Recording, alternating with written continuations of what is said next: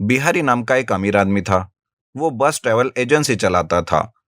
उसके पास जिग्नेश नाम का एक बस ड्राइवर था। वो बिहारी के बस में लोगों को एक गांव से दूसरे गांव पहुंचाते रहता था। मालिक, बस की सर्विस करानी है। कई महीने बीत गए, अभी तक बस की सर्विस नहीं हुई है। हाँ हाँ, मालूम है। अभी मेरे पास पैसे नहीं है। सर्विस बाद में भी करवा सकते हैं। अभी उसकी जरूरत नहीं। और वैसे भी तुम्हें चिंता करने की जरूरत नहीं है। तुम बस अपने काम से काम रखो। आया बड़ा। जिग्नेश बिना कुछ सवाल किए वहां से चला जाता है। वो अपने बस में यात्रियों का इंतजार कर रहा था। कुछ ही देर में बस यात्रियों से भर जाती है। जिग्नेश निकलने ही वाला था कि वहां बिहारी आता है। अरे जिग्नेश, ये क्या? रुको थोड़ी देर, कुछ और यात्री आ रहे हैं। पर मालिक, बस तो भर गई है। अब मैं और यात्रियों को कहाँ बिठाऊं? अरे बिठाने की क्या जरूरत है? जिन लोगों को जाने की जल्दी होगी, वो खड़े रह के भी यात्रा कर सकते हैं। ऐसा कहकर बिहारी वहां खड़े यात्रियों से कहता है। अरे आओ भाई आओ, बस निकलने को है। अगर ये बस चली गई तो फिर शाम तक आप लोगों को यूं ही इंतजार करना पड़ेगा। ना करवाने की वजह से वो खराब हो जाती है। उसमें कई सारी कमियां आ जाती है। वो ठीक से स्टार्ट नहीं हो रही थी। मगर बड़ी मुश्किल से स्टार्ट हो गई तो ब्रेक सही तरीके से नहीं लगते थे। मालिक, बस की हालत बहुत खराब हो गई है। अब मैं इस बस को बिना सर्विस के और नहीं चला सकता। अरे तुम तो ऐसा कह रहे हो जैसे तुम्हारे सिवा कोई और ड्राइवर है ही नहीं जो मेरी बस को चला सके। तुम रहने दो। बस की चाबियां दो और चलो निकलो यहाँ से। मैं किसी और को देख लूंगा। बिहारी सबके सामने जिग्नेश की बेइज्जती करता है। जिग्नेश को बहुत भला बुरा कहता है, जिस वजह से जिग्नेश को बड़ा बुरा लगता है। वो उदास होकर वहां से निकल जाता है। अचानक से नौकरी जाने की वजह से वो बहुत परेशान रहता है और सोच में पड़ता है। अब मैं क्या करूं? मेरी नौकरी चली गई। अब मैं कैसे घर का पालन पोषण करूं? मुझे विक्रम की कॉलेज की फीस भी भरनी है। जिग्नेश का एक बेटा था, विक्रम, जो शहर में पढ़ाई कर रहा था। जिग्नेश ये सोचते हुए जा रहा था कि अचानक से वो बेहोश हो जाता है। आसपास के लोग उसे अस्पताल में पहुंचाते हैं। अपने पिता की तबीयत के बारे में जानकर विक्रम अपने पिता से मिलने आता है। तब डॉक्टर विक्रम से कहता है, देखो, डरने की कोई बात नहीं है। तुम्हारे पिताजी ज्यादा स्ट्रेस की वजह से बेहोश हो गए हैं। इनको आराम करने दो, सब ठीक हो जाएगा। विक्रम अपने पिता को घर लाता है। जिग्नेश सारी बात अपने बेटे को बताता है। विक्रम कहता है, पिताजी, आप बिल्कुल भी परेशान मत हो। कोई ना कोई रास्ता जरूर निकल आएगा। यह कहकर विक्रम वहां से निकलता है। विक्रम रास्ते से जा रहा था कि उसकी नजर एक कबाड़ की दुकान पर पड़ती है। वहां एक पुरानी डीजल बस खड़ी हुई थी। उसे देख विक्रम को एक ख्याल आता है। वो तुरंत अपने दोस्त विहान को फोन करता है और उसे वहां से बुलाता है। सुनो विहान, तुम एक मैकेनिकल इंजीनियर हो ना? हाँ हाँ, तुम्हें कोई शक है क्या? अगर ये बात जाननी थी तो फोन पर ही पूछ लेते। मैं यूं ही बता देता। देखो, ये मजाक का वक्त नहीं है। क्या तुम मेरे लिए एक ओल्ड डीजल बस रिस्टोरेशन कर सकते हो? हाँ हाँ, जरूर। क्यों नहीं। तुम भी सोच में पड़ जाओगी कि यह पुरानी बस है या नहीं। इस तरह से रिस्टोरेशन करके दूंगा मैं। विक्रम अपने पिताजी के दिए हुए पैसों में से थोड़े पैसे सेविंग कर रहा था। वो उन सेविंग किए हुए पैसों से वो बस खरीद लेता है। इधर विहान रिस्टोरेशन का काम शुरू करता है। वो ओल्ड डीजल बस में नए रंग भरता है और उसे अच्छे से रिस्टोरेशन करता है। विहान, क्या बस का काम खत्म हो गया है? हाँ हाँ, तुम आकर देख लो चाहे तो। विहान विक्रम को बस दिखाने के लिए ले जाता है। विक्रम बस को देखकर आश्चर्यचकित होता है और कहता है, अरे वाह यार, तुमने तो कमाल ही कर दिया। इस बस को देखकर तो कोई भी नहीं यकीन करेगा कि ये पुरानी बस है। पिताजी तो इसे देखकर बहुत खुश हो जाएंगे। इस तरह विक्रम बस को लेकर अपने पिताजी के पास जाता है। जिग्नेश उस बस को देखकर खुश हो जाता है। वो उतने ही लोगों को बस में बिठाता है जितने कि उस बस में लोग बिना परेशानी के बैठ सके। लोगों को जिग्नेश की बस में जाना बहुत अच्छा लगने लगा। जिग्नेश सही वक्त पर अपनी बस की सर्विस करवाता था, जिसकी वजह से वो बस और भी स्मूथ से चलने लगी थी। इधर बिहारी का व्यापार ठप पड़ने पे आया था। बस बिना सर्विस के बिना घूमे खड़ी खड़ी खराब हो गई थी। बिहारी जिग्नेश को देखकर जलने लगा। एक दिन वो अपने मन में सोचता है, अरे इस जिग्नेश की वजह से सारे व्यापार का सत्यानाश हो गया है। मैं इसे और इसके डीजल बस को ही नष्ट कर दूंगा। ऐसा सोचकर वो उस रात जिग्नेश के घर जाता है और डीजल बस को चुराने के लिए उसका डोर खोलता है और अंदर जाता है। जैसे ही वो अंदर जाता है, दरवाजा अपने आप बंद हो जाता है और अलार्म बजने लगता है। यह देख के बिहारी डर जाता है और चिल्लाने लगता है। अरे बचाओ, अरे बचाओ, कोई है? दरवाजा खोलो, मुझे बाहर निकालो। अलार्म की आवाज सुनकर जिग्नेश बाहर आता है। वो बिहारी को देखकर सारी बात समझ जाता है और पुलिस को फोन करता है। पुलिस आकर जिग्नेश की खूब धुलाई करती है और उसे पीटते हुए पुलिस स्टेशन ले जाती है। इस तरह जिग्नेश अपने बेटे की मदद से कई सारे डीजल बस बनाता है और धीरे धीरे अपने व्यापार में खूब तरक्की करने लगता है। बड़ी कुलाड़ी रिस्टोरेशन। सुरेंद्रपुर नाम का गांव था। उस गांव के आखिर में एक कब्रिस्तान था। उस कब्रिस्तान का रखवाला मल्लेश मुर्दों के लिए कब्र खोदा करता था और वहां आए हुए लोग जो पैसे देते थे, उन पैसों से वो अपने परिवार का पालन पोषण करता था। उसका बेटा और बेटी एक सरकारी स्कूल में पढ़ रहे थे। एक दिन दोनों बच्चे खाना ना खाने की जिद कर रहे थे। उनकी माँ चिटमा उन्हें मना रही थी खाना खाने के लिए। इतने में मल्लेश आता है। बच्चे मल्लेश को गुस्से से देखकर रूठ जाते हैं। मल्लेश पूछता है, क्या हुआ? क्या हुआ चिट्टी? रोज काम में जाकर आते ही बच्चे मेरे गले लग जाते हैं। आज नहीं आए, इसका मतलब वो गुस्से में है।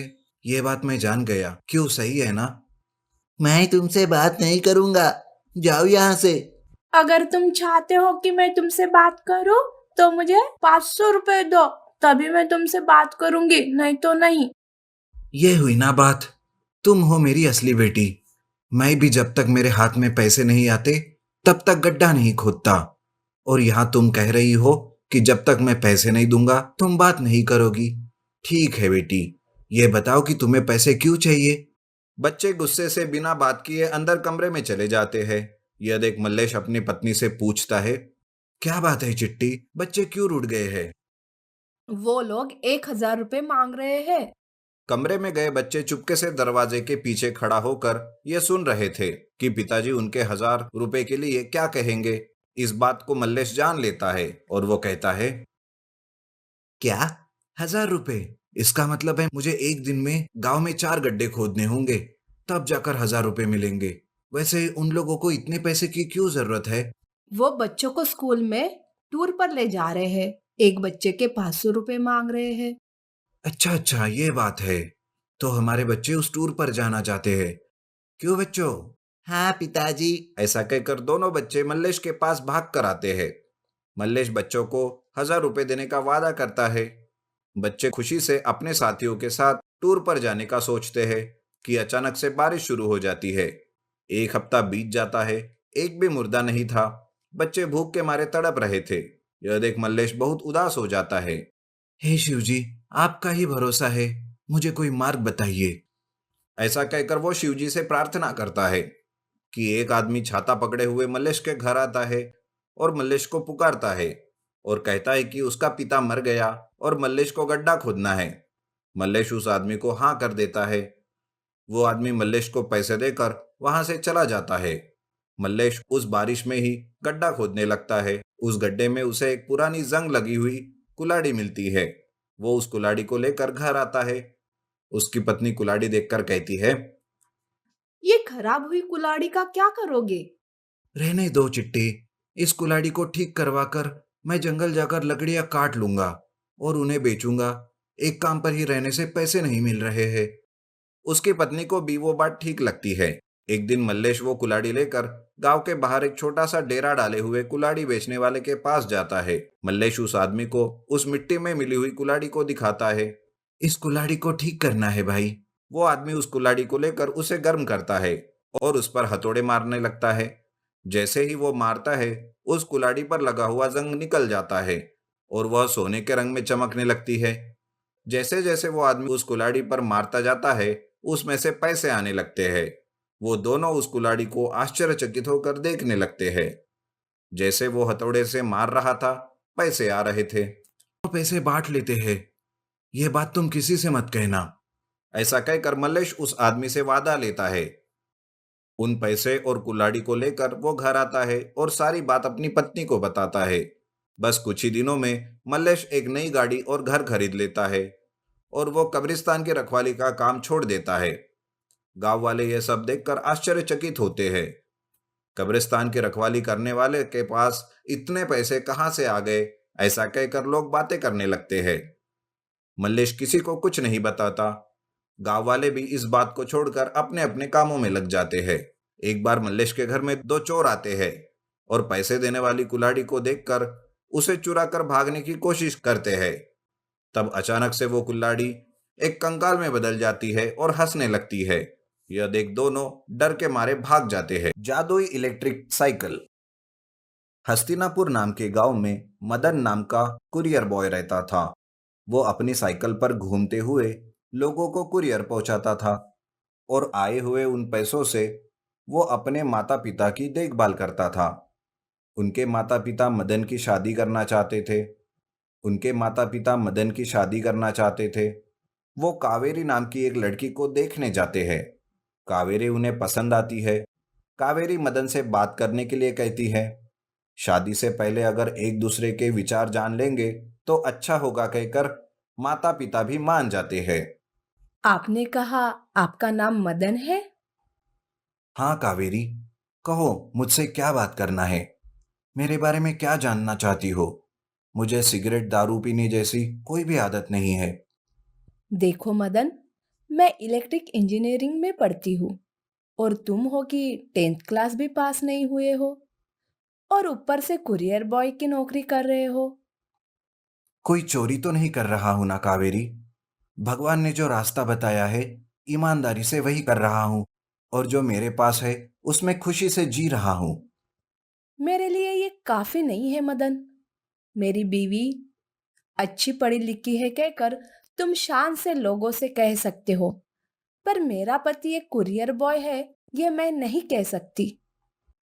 अरे ये बात पहले ही बता देनी थी, हम चले जाते। इतना टाइम वेस्ट तो नहीं होता ना। मैं अपने परिवार वालों से कह नहीं सकती।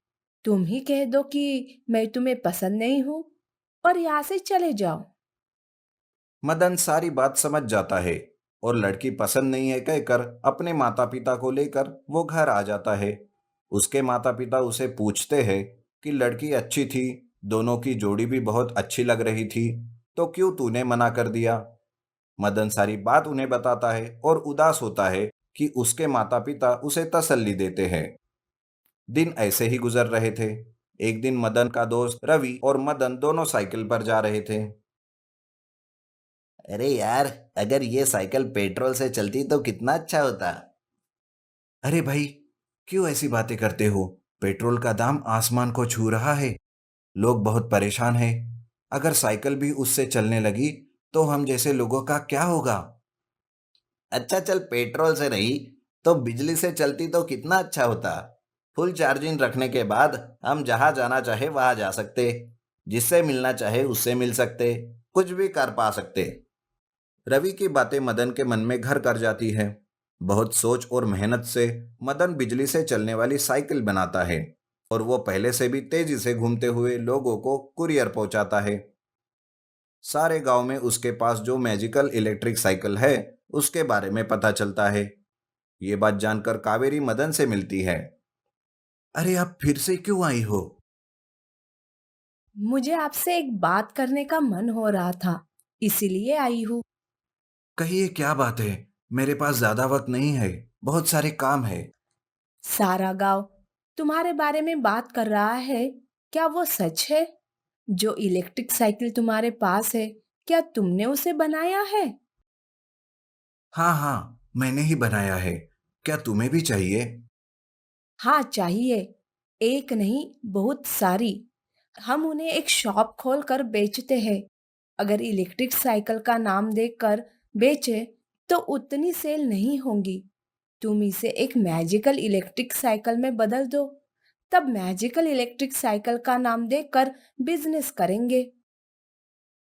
क्या जादुई बिजली की साइकिल, क्या उनमें सोना और पैसे चाहिए क्या? नहीं, ऐसी बात नहीं है। छोटे या बड़े कोई भी कहाँ भी ले जा सके ऐसे। उसका एक रिमोट भी बनाता है। रिमोट की सहायता से साइकिल को जब चाहे तब गायब कर सकते हैं और जब चाहे तब ला भी सकते हैं। कावेरी को रिमोट मैजिकल इलेक्ट्रिक साइकिल के बारे में वो बताता है। कावेरी खुश हो जाती है। मुझसे शादी कर लो, मेरे घर वाले तुम्हें दहेज में कुछ पैसे देंगे। उन पैसों से हम मैजिकल इलेक्ट्रिक साइकिल की दुकान खोल लेंगे। तुम साइकिल बनाते रहना और मैं उन्हें शॉप में सेल्स करूंगी। मदन मान जाता है। कावेरी और मदन की शादी होती है। जैसा सोचा था वैसे दहेज में आए हुए पैसों से मैजिकल इलेक्ट्रिक शॉप की दुकान खोलते हैं।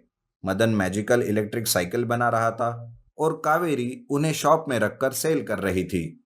इस तरह दोनों उस मैजिकल इलेक्ट्रिकल साइकिल शॉप से अच्छे से कमाई करने लगे।